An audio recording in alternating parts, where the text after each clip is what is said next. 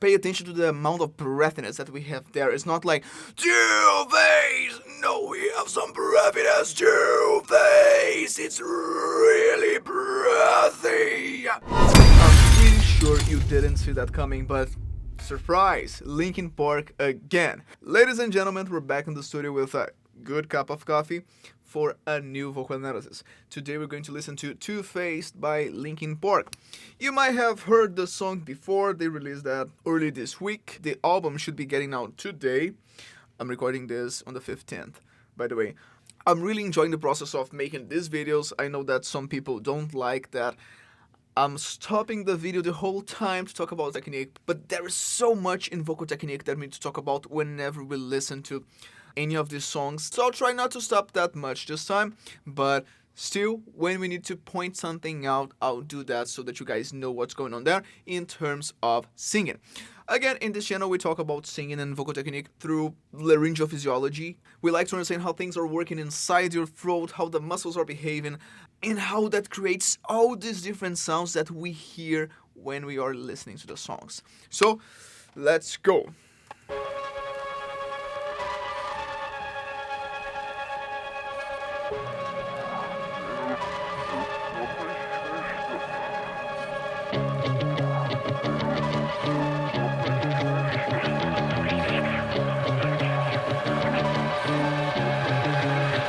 Looks like the same stage that they used for the first show with Emily a few months ago.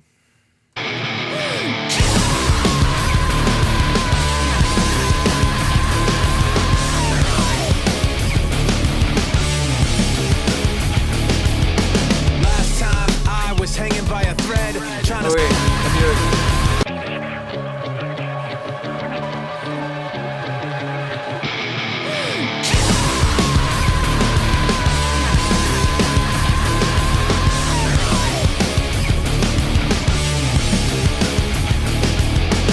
Alright, fantastic. So what she's doing here, we call in vocal anthropophysiology, which is the theoretical framework from my work as a voice teacher, as a vocal coach. We call that a crackling flow voice. So it's a kind of distortion that we have that crackling coming from the arytenoid cartilages, but in terms of level of muscle contraction, it's really, really soft. That's the reason why we use the name flow, because you are sending air. And this kind of distortion requires more air pressure, more subglottic pressure than other kinds of distortions. And as you are sending that air, you are just putting the arytenoid cartilage on the way. And then you have this kind of sound here. Sometimes, depending on what you do with your vocal tract, with your filter, you can include there other structures that are above the vocal folds, like the ventricular folds, like the corniculate cartilages, and even the epiglottis. And then you have something like with more sources of vibration, more sources of distortion. That would make a mixed distortion. What she's using there has mostly that quality. So you have that crackling, but you also have a lot of air. Yo! Last time I was hanging by a thread trying to say I'm not, but I'm in it over my head.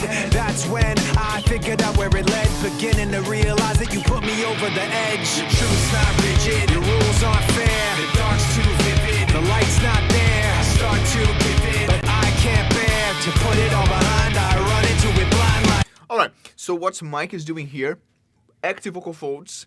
Ta-da. This kind of a mid-low range is not that complicated in terms of vocal technique. However, he's making it tricky when it comes to rhythm. And that's the main thing about the rapping parts in Linkin Park. If you try to learn them, you see that there is a hard time trying to get the rhythm right. Lots of words, you don't have that much space to breathe, so that's a challenge there. It's not rigid, your rules aren't fair, the dark's too vivid, the light's not there. That's when I figured out where it led, beginning to realize that you put me over the edge. So whenever I'm studying myself or I'm working these parts with students, the first thing that I like to do is make sure that we map out all the moments where we will take a breath. Because if you know, for instance, that after a certain word, that's when you have time to take a breath, and you don't do that, you might have a hard time later on in the next phrase, for instance, when, okay, now I'm out of breath, but no spaces between the words to breathe, and I might end up messing with the rhythm of the song because of that. Truth's not rigid, your rules aren't fair. The dark's too vivid, the light's not there. I start to give in, but I can't bear to put it all behind. I run into it blind like two-faced, caught in the middle, caught in the middle. Too-late, counting to zero, counting to zero. You should have recognized, but I can't bear to put it all behind. I run into it blind like two-faced, caught in the middle, caught in the middle. So we have a few different things going on there. Whenever she goes for that highest note there, we have a bit of crack in that. But we also have some breathiness. So we have that. And then she's always playing around with more crackling. Yeah! More breathiness. Yeah! And even some clean parts like zero, zero, zero, yeah, oh! Oh! Yeah. Counting the zero! We start with the distortion, counting, and then we go into that clean sound, paying attention to the volume, because whenever we practice those kind of distortions, you don't have a lot of volume. This is not like the first distortion in the song that you have that that you send a lot of air. No, this here is quite controlled in terms of volume. So you have that counting to zero, counting to zero, counting to zero. In fact, when you're practicing this, you want the zero to have more volume than the distortion itself. Because for the distortion, you want some muscles that are on the posterior part of your vocal folds, you want them to be embracing your vocal folds. So that creates a feeling of holding back. Whenever you have that level of compression, you don't want to send a bunch of air. You don't want a lot of volume. Singing is a balance of pressures. Whenever I increase the pressure here, I need to decrease the pressure somewhere. Otherwise, the technique might be harmful. So one thing are vocal distortions like counting, and another thing are vocal distortions like counting. For the last one, because you have the muscles inside your larynx loose, you can send more air.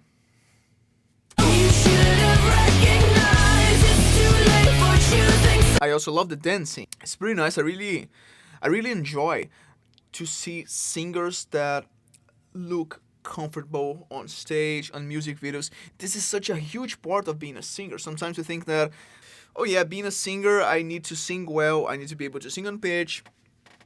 I might benefit from having like good technique and control of different sounds. That's all extremely important. But another thing is how you behave. How will you behave on stage? How's your stage presence? How's the way you look in terms of style? And I feel like they're doing a great job with this new phase of Linkin Park and all that. Well, let's keep going. Last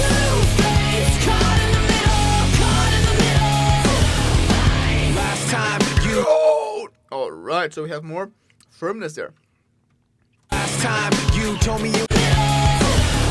Go to two-face. Pay attention to the amount of breathiness that we have there. It's not like two-face. No, we have some breathiness. Two-face. It's really breathy. Now, a great way to achieve that kind of sound is thinking of, okay, I want to speak, but I don't have enough strength to close my vocal folds. So I have this kind of voice here, as if I'm really, really old. I'm basically a zombie. And then I have this voice here. It's really breathy. It's really soft. And I try to increase strength, but I don't have that strength, and then I have this sound here. We call that dying sound for obvious reasons. And this is a nice sound. We can use it to sing, and we can also use it to develop other distorted techniques. Let's keep going. Last time you told me it wasn't true and pointing every finger at things that you didn't do. So that's why I kept missing the clues and never realized that the one that did it was you. I think that their parts, they blend so well together, like the rapping parts that Mike is doing and the melodic slash distorted parts that Emily's singing. Yeah, no, I'm really enjoying this new phase of Linkin Park. And of course, I also love Chester's face. And to be honest with you, I want to make videos on Chester's technique. So if you like Linkin Park, if you want me to analyze any of the songs that were recorded by Chester, put the song down in the comments and I'll make a video about that. Alright, let's keep going. It's not rigid, the rules aren't fair. The dark's too vivid, the light's not there. I start to give in, but I can't bear to put it all behind. I run into it blind like two-face, caught in the middle, caught in the middle. Too late, counting a zero, counting a zero. You should have recognized it's too late for choosing sides. Two-face, caught in the middle, caught in the middle. This is a really tricky part of your range to sing with that active tone. Because here she's not switching to something like... No, she's keeping everything strong, the vocal folds close together, so we have that firm sound. We say that the vocal folds are active. And it's tricky because most vocal problems, most vocal breaks, voice cracks, you name it, will happen between E4 and B4. That's physiological. You have a hard time there trying to balance the control of the muscles that will shorten your vocal folds, the muscles that will be stretching your vocal folds, the muscles that are in the back of your throat, firming the vocal folds, embracing the vocal folds together. You have a hard time controlling all that when you're singing this part of your range. Again, E4 to B4. Chances are, if you're having troubles with voice breaks, voice cracks, you are singing within this specific range. Now, there are many ways to work on that part of your range to keep your vocal folds active if you want this powerful sound, this belt-like style. The first thing is to make sure that if you are singing soft, you are able to reach these pitches. So if you want to sing like two-face, na na na na na, that's happening. If that's happening, then a good strategy to start adding strength, start adding power to that would be using plosive consonants like B, and then you can do something like ba ba ba ba ba ba ba ba ba ba ba ba ba. And here you're not thinking about, oh, I want to be loud, I want to project my voice. No, it's not about projecting, it's about firmness. You want to feel like you're holding back. You have the muscles are holding the vocal folds together, and then you have that ba ba ba ba ba ba, that even tight sound. That's the purpose right now. Once you have that, you play around the vowels,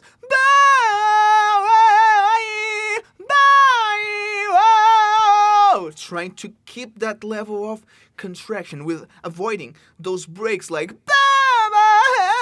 So it is a process. If you're not used to that and you want to sing that high, keeping your vocal folds active, it's a process, but it's totally doable. Now, most of this song here happens there. So it is a really tricky chorus to sing because all of it will happen in that challenging part of your voice. Alright, but let's go. I can't hear myself think. I can't hear myself think. I can't hear myself think. Okay, so that part. I don't know what's coming next, but probably a scream. So, when you have that, I can't hear myself think. I can't hear myself think. You have a lot of air, and it's not because, well, also because you are sending a lot of air, but mainly because you allowing the leak, you allowing the escape of all that air. You are not resisting with your vocal folds. Your vocal folds are passive, and not only that, because you could be singing something like, I can't hear myself think, I can't hear myself think, and that's already passive. But it's not only passive, you're allowing a lot of breathiness. I can't hear myself. And even more than that, like this, I can't hear myself think. So the level of mobilization of the vocal folds is as less as you can make. So as mild as you can make. You don't want your vocal folds acting a lot, you try to decrease a lot of that level of activation until you have only that breathiness and the sound made by the consonants. Of course, your vocal folds are vibrating. We do have a pitch happening there, but the level of contact is minimum. And she is, little by little, phrase by phrase, adding more activation per se, but we don't get to the level of active vocal folds. She's increasing that step by step. Probably we'll get to a distortion, because if you are in that middle ground between active hey and passive hey, if you are in that middle hey, hey, hey, you have a distortion.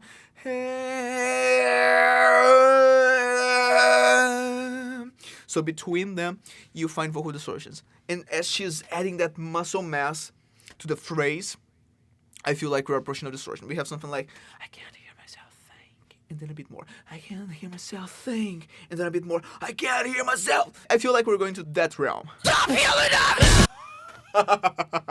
Yeah, exactly it. So think. Stop yelling at me! So think.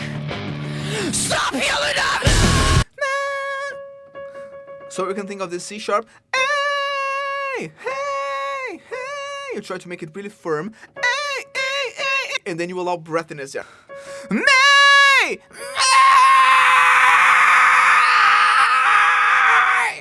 May! May! That's really nice. And this is one of the types of scream voices that we have. This one specifically has a good amount of hiss, a good amount of breathiness. So think. Stop yelling at me! It's so nice how everyone is freaking out. And how they're throwing the suits around. Nay!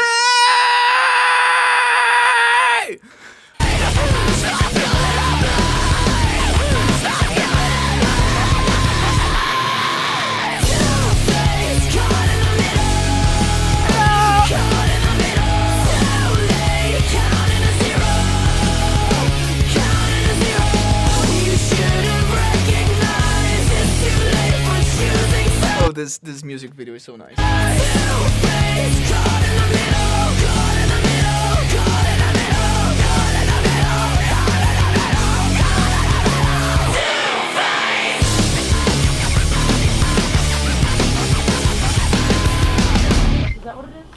That's what it is. We're on the same page right now. Oh, that's so nice. Alright. So... No, yeah, it's fun because they start the music video like with their suits, with their ties, and then everyone is freaking out. Two-faced. Well, what a fantastic song, what a fantastic music video. Again, I'm really enjoying this phase of Linkin Park. I wish the guys all the success. And I feel really happy that Linkin Park is back because I'm seeing what that caused in the rock scene. I remember I was here teaching one day and then suddenly everyone is talking about Linkin Park and I was like, what? Why are people talking about Linkin Park? And then I saw that, oh, they're back and they're back with a new singer. And the new singer is a she. And then I went to see Emily Armstrong and what a fantastic singer. And I'm really considering recording The Emptiness Machine. Let me know what you think. Well, the last thing that I would like to point out about this song here is that she's doing a lot of different things, and I haven't seen live footage of this yet. I don't know whether they performed it live yet. Maybe they did.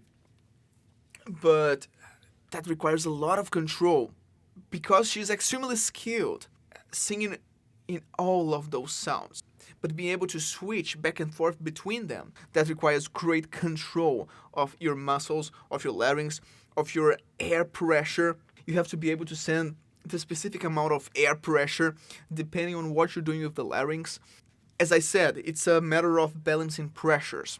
You cannot have a high pressure here, and also send a lot of air. That will hurt your voice. So I feel like she's showing a lot of voice control, and we should learn from her how to be more versatile as singers. And that we don't need to stick to one or a couple sounds. No, we can have a range of different sounds within the same song. That's really artistic, and now I challenge you to learn this song, to pay attention to the way that she's singing the different phrases, to the way that maybe within a phrase she's singing with different tones, with different sounds. Try to apply that. And then, once you did, try to arrange those techniques differently and sing that same phrase different. Maybe using the same techniques, but organizing them differently, the way that you would. I have this phrase of mine that I wrote somewhere, and then sometimes I tell my students, which is, what makes a singer unique is the ability to produce with their voices the sounds that only someone with their story could imagine. And what I mean by that is that these techniques, these sounds, they don't belong to Emily. Any singer can learn, but the way that she will organize those techniques, those sounds, when you're singing a song, when you're writing a song, or when you're making a rendition of another song that someone else recorded first, the way you organize that, that's you. That's your story. So yeah, try to apply that whenever you're learning a song. That's what I always recommend anyway. Learn the song the way it is and then change it to make it your own, because then you are getting all the tools that are within the song and you can organize them differently, and you have those tools whenever you want to sing, for instance, another song, you can apply those there. Okay, let me know in the comments what you think of the song. Let me know other songs that you would like me to analyze here next. If you would like a video where I go deeper in any of these techniques, also let me know down there.